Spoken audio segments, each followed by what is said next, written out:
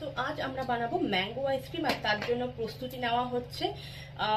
দেখা যাক mango ice cream খেতে কেমন হয়। আর ডিউকের তো খুব প্রিয় ম্যাঙ্গো আইসক্রিম, তো চলো স্টার্ট।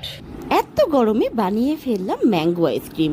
দীপ এনেছিল গাছ পাকা সুন্দর সুন্দর মিষ্টি মিষ্টি আম, আর সেই আম দিয়েই বানিয়ে ফেললাম ম্যাঙ্গো আইসক্রিম। আর আমাকে খুশি করার গিফটগুলো একটু অদ্ভুত অদ্ভুত, তাই নয়?